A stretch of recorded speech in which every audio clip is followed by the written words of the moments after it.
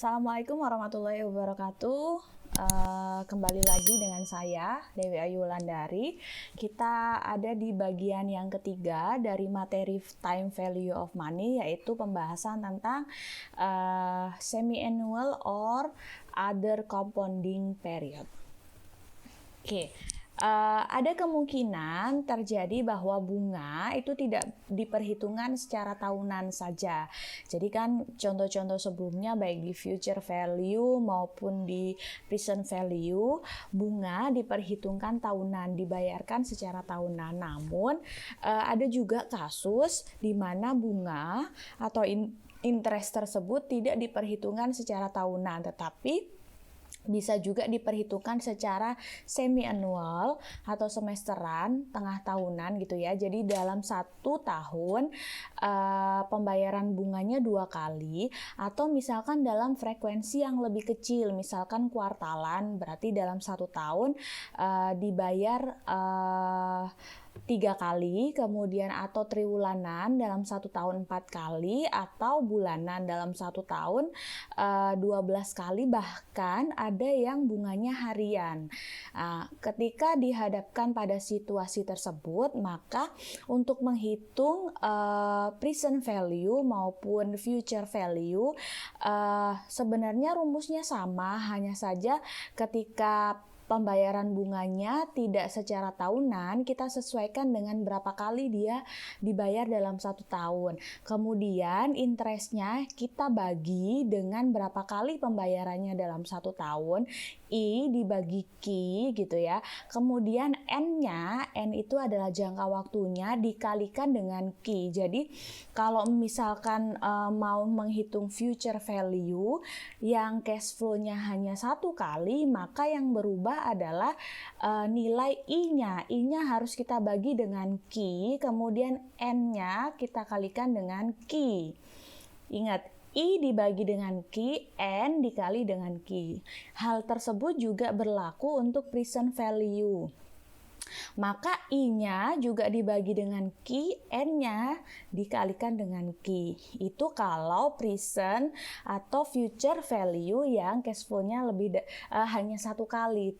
Kalau misalkan annuity juga sama, rumusnya tetap, kemudian setiap menemui I-nya kita bagi dengan Q, kemudian N-nya kita kalikan dengan Q. Oke, kita masuk ke contoh bagaimana jika penerapan bunganya tidak secara tahunan. Misalkan gini, Anda menyimpan uang sebesar $5.000 2 tahun yang akan datang di Bank X yang memberikan interest rate sebesar 12% per tahun, tapi diperhitungkannya bulanan. Sehingga nanti Q-nya adalah 12 dengan I sama dengan 12%. Pertanyaannya adalah berapa uang Anda jika dinilai sekarang? Nah, 5.000 itu kita nilai sekarang berapa?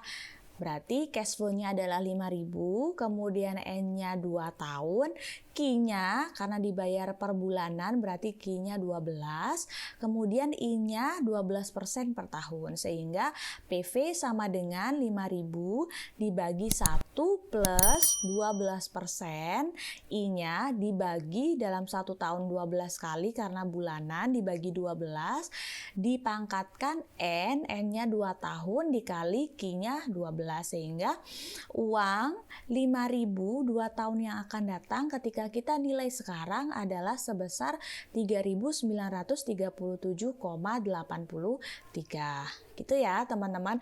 Nanti kalau misalkan 12% diperhitungkan triwulanan. Triwulanan berarti Q-nya adalah 4. Dalam 1 tahun itu 4 kali pembayarannya, berarti Q-nya 4, tinggal diganti Q 4, N-nya dikalikan 4, seperti itu ya. Kalau misalkan kuartalan berarti Q-nya adalah 3, Q-nya 3, I dibagi Q 3, N-nya dikali Q 3, gitu ya teman-teman. Oke, selanjutnya yang disebut dengan continuous compounding. Apa itu continuous compounding? Adalah situasi di mana tingkat bunga tumbuh secara kontinu. Dalam perhitungannya digunakan nilai yang akan datang dari rumus pemajemukan secara kontinu.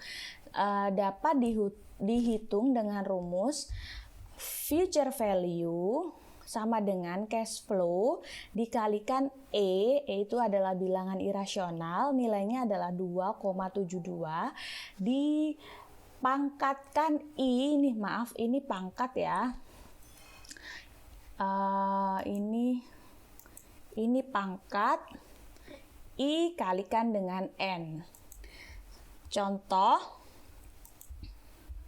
untuk continuous compounding, contohnya uang $10.000 diinvestasikan 5 tahun dengan expected return 4% yang dimajemukkan secara kontinu. Dimajemukkan secara kontinu itu berarti bunganya berbunga lagi seperti itu.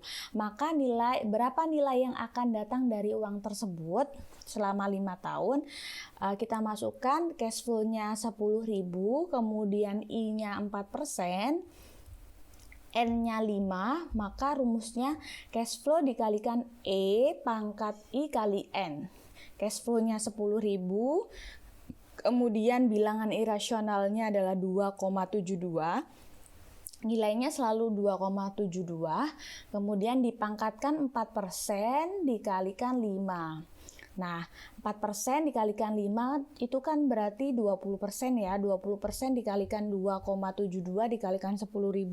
Nilainya adalah sebesar 12.215,57. Itu adalah perhitungan untuk continuous compounding.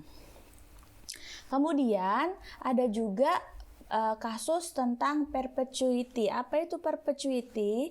Adalah aliran kas yang terjadi selamanya. Kalau tadi compounding dibungakan terus-menerus gitu ya.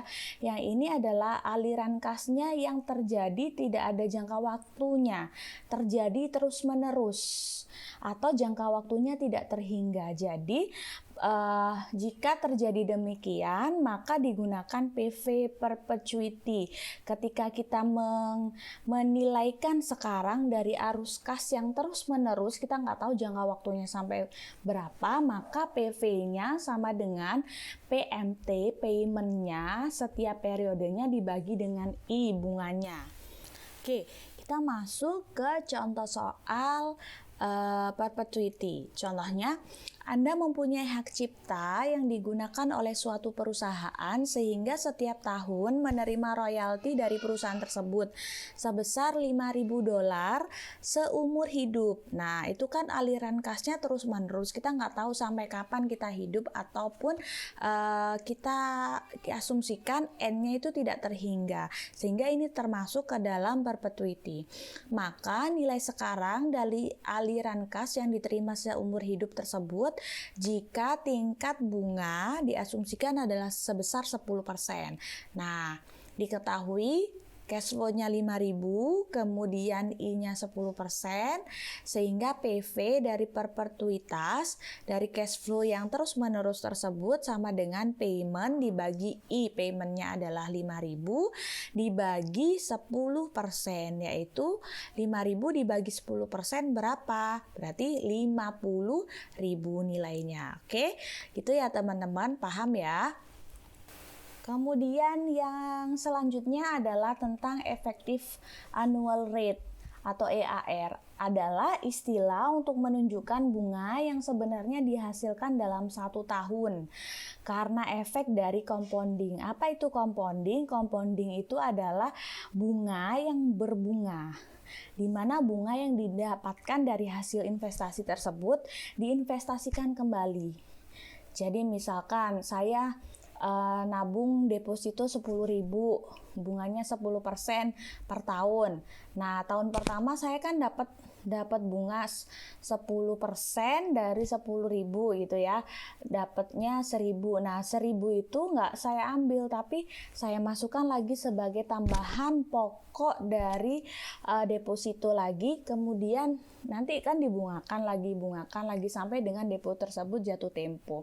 Nah, berapa sih sebenarnya bunga yang efektif 1 tahunnya ketika terjadi compounding tersebut? Kita pakai rumusnya EAR. EAR sama dengan 1 plus I dibagi Q dipangkatkan Q dikurangi 1. Q itu adalah frekuensi pemajemukan, berapa kali dimajemukan. Contohnya gini, saudara menyimpan uang sebesar 5.000 di bank selama 1 tahun. Bunga simpanan 12% diperhitungkan bulanan. 12% tapi diperhitungkan bulanan, berarti dalam 1 tahun Q-nya dimajemukan 12 kali. Dengan menggunakan bunga efektif, berapa nilai uang saudara pada akhir tahun? Artinya kita hitung terlebih dahulu EAR-nya.